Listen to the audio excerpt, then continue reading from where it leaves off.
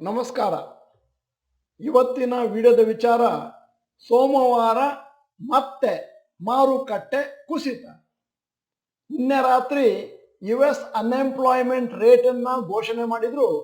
ಅದು 3.5% ಅಲ್ಲಿದೆ compare to the expectation of 3.7. Unemployment rate ಕಮ್ಮಿ ಆಗಿದೆ. ಆದ್ದರಿಂದ ಇದು ಒಂದು ಒಳ್ಳೆಯ ಚಿಹ್ನೆ ಅಮೆರಿಕದ ಇಕಾನಮಿಗೆ. ಆದರೆ ಈ ಘೋಷಣೆ ಆದ ಮೇಲೆ US ಸ್ಟಾಕ್ ಮಾರ್ಕೆಟ್ ಕ್ರ್ಯಾಶ್ ಆಯಿತು 3ರಿಂದ 4% ನಿನ್ನೆ.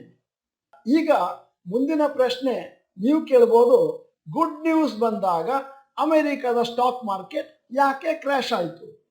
ಯಾಕೆ ಅಂತಂದ್ರೆ US ಅನ್ಎಂಪ್ಲಾಯ್ಮೆಂಟ್ ರೇಟು ಕಮ್ಮಿ ಆಗೋದು ಅಮೆರಿಕನ್ ಎಕಾನಮಿಗೆ ಒಳ್ಳೆಯದು. ಅಂದ್ರೆ US ಫೆಡರಲ್ ರಿಸರ್ವ್ ಬಹಳ ಖುಷಿ ಆಗ್ತಾರೆ, ಇಂಟ್ರೆಸ್ಟ್ ರೇಟ್ ಇನ್ನಷ್ಟು ಜಾಸ್ತಿ ಮಾಡಬಹುದು. ಯಾಕಂದ್ರೆ ಎಕಾನಮಿಗೆ ಜಾಸ್ತಿ ಹರ್ಟ್ ಆಗಿಲ್ಲ.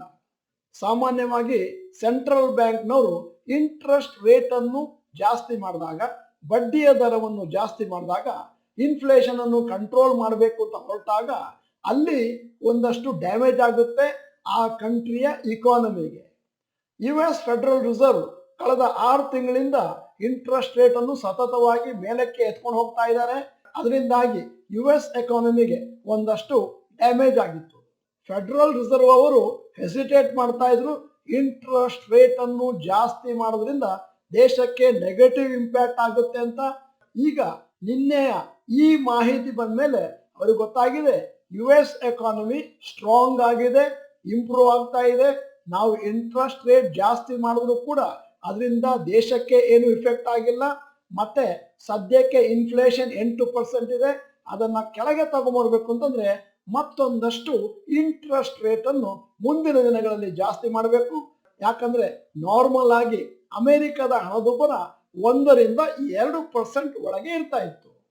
ಈಗ ಗ್ಲೋಬಲ್ ಕ್ಯೂಸ್ ಅಥವಾ ಗ್ಲೋಬಲ್ ಸ್ಟಾಕ್ ಮಾರ್ಕೆಟಿನ 7ನೇ ತಾರೀಕು ಅಕ್ಟೋಬರ್ ಫ್ರೈಡೆಯ ನ್ಯೂಸ್ ಅನ್ನು ಕೊಡ್ತಾ ಇದ್ದೇನೆ. ಕ್ಲೋಸಿಂಗು ಹಾಂಗ್ಕಾಂಗ್ ಹ್ಯಾಂಗ್ಸೆಂಗ್ -1.51% ಕ್ಲೋಸ್ ಆಯಿತು. Japan Nikkei -0.71%, Germany DAX -1.59%, France CAC -1.17%, UK FTSE +0.09% ಮತ್ತು US ನ್ಯಾಸ್ಡ್ಯಾಕ್ ನಿನ್ನೆ 3.80% ಕೆಳಗೆ ಬಿದ್ದಿದೆ, ಅಂದರೆ ಫ್ರೈಡೆ ನೈಟ್. ಸಿಂಗಪೂರ್ನ SGX ನಿಫ್ಟಿ ಇಂಡೆಕ್ಸ್ ನಿನ್ನೆ ರಾತ್ರಿ 1.4% ಕೆಳಗೆ ಬಿದ್ದಿದೆ. ಅಮೆರಿಕದ ಈ ಅನ್ಎಂಪ್ಲಾಯ್ಮೆಂಟ್ ನ್ಯೂಸ್ ಮತ್ತು ಪರ್ಸೆಂಟೇಜ್ ಬಂದ ಮೇಲೆ. ಅದಲ್ಲದೆ ಸೋಮವಾರ major Asian markets global Qs 4 ಆಗಿದ್ರಿಂದ ಒಂದಷ್ಟು ಬೀಳುವಂತ ಚಾನ್ಸಸ್ ಇದೆ. ಭಾರತದ ಮಾರುಕಟ್ಟೆ ಕೂಡ ಇದಕ್ಕೆ ಹೊರತಾಗಿಲ್ಲ. ಈಗ 17,315 ಇರುವಂತ ನಿಫ್ಟಿ ಇಂಡೆಕ್ಸ್ ಸೋಮವಾರ 17,000 ಟಚ್ ಆಗ್ಬೋದು ಅನ್ನುವಂಥದ್ದು ಒಂದು ನಿರೀಕ್ಷೆ. 2022 ಬೇರೆ ಬೇರೆ ಕಾರಣಗಳಿಂದಾಗಿ ಬಹಳ ವೊಲಟೈಲ್ ಆಗಿತ್ತು. ಉಕ್ರೇನ್ ವಾರು, ಹೈ ಇನ್ಫ್ಲೇಷನ್ನು, ಮತ್ತೆ ಸೆಂಟ್ರಲ್ ಬ್ಯಾಂಕ್ಗಳು ಇಂಟ್ರೆಸ್ಟ್ ರೇಟ್ ಅನ್ನು ಜಾಸ್ತಿ ಮಾಡಿದ್ದು ಇತ್ಯಾದಿ ಇತ್ಯಾದಿ. ನಾವು ಈಗಾಗಲೇ ಭವಿಷ್ಯವಾಣಿಯನ್ನು ನುಡಿದಿದ್ದೇವೆ. ಸೋಮವಾರ ಮಾರುಕಟ್ಟೆ ಒಂದಷ್ಟು ಕುಸಿತವನ್ನು ಕಾಣಲಿಕ್ಕಿದೆ. ಅದರಿಂದಾಗಿ ನೀವು ಆಶ್ಚರ್ಯ ಪಡಬೇಕಾಗಿಲ್ಲ. ನೀವೇನಾದರೂ ದೀರ್ಘ ಅವಧಿಯ ಹೂಡಿಕೆದಾರರಾದ್ರೆ, ನಿಮ್ಮ ಹತ್ರ ದುಡ್ಡಿದೆ ಅಂತಂದ್ರೆ ನಿಮ್ಮ SCPನ ಕಂಟಿನ್ಯೂ ಮಾಡ್ಕೊಂಡು ಹೋಗಿ. ಮತ್ತೆ ಲಂಸಮ್ ಹಾಕ್ತೇನೆ ಅಂತಂದ್ರೆ ಸ್ವಲ್ಪ ಹಣವನ್ನು ಮಾರುಕಟ್ಟೆ ಬಿದ್ದಾಗ ಹಾಕೊಂಡು ಹೋದ್ರೆ ಮುಂದಿನ ದಿನಗಳಲ್ಲಿ ಮಾರುಕಟ್ಟೆ ಚೇತರಿಕೆಯನ್ನು ಕಂಡಾಗ ನಮಗೆ ಒಳ್ಳೆಯ ಲಾಭ ಬರುವುದರಲ್ಲಿ ಯಾವ ಸಂದೇಹವೂ ಇಲ್ಲ. ಇವತ್ತಿನ ಈ ವಿಡಿಯೋ ಇಂಟ್ರೆಸ್ಟಿಂಗ್ ಅಂತ ಕಂಡು ಬಂದ್ರೆ ದಯವಿಟ್ಟು ಚಾಟ್ ಬಾಕ್ಸ್ ಅಲ್ಲಿ ಇಂಟ್ರೆಸ್ಟಿಂಗ್ ಅಂತ ಟೈಪ್ ಮಾಡಿ. ಆವಾಗ ನಮಗನ್ಸುತ್ತೆ ವಿಡಿಯೋ ಮಾಡಿದ್ದು ಸಾರ್ಥಕ ಆಯಿತು ಅಂತ.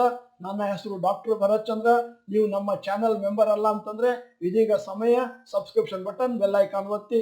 ವಿಡಿಯೋ ಚೆನ್ನಾಗಿದ್ರೆ ಲೈಕ್ ಬಟನ್ ಒತ್ತುವುದನ್ನು ಮರಿಬೇಡಿ. ಕನ್ನಡಿಗರ ಸೇವೆಯನ್ನು ಮಾಡುವುದರಿಂದ ಕನ್ನಡಾಂಬೆಯು ಪ್ರಸನ್ನಳಾಗ್ತಾಳೆ. ಅದರಿಂದಾಗಿ ಈ ವಿಡಿಯೋನ ಎಲ್ಲರಿಗೂ ಫಾರ್ವರ್ಡ್ ಮಾಡೋದನ್ನು ಮರಿಬೇಡಿ. ವಿಡಿಯೋನ ಸಂಪೂರ್ಣವಾಗಿ ನೋಡಿದ್ದಕ್ಕೆ ಧನ್ಯವಾದಗಳು. ನಮಸ್ಕಾರ.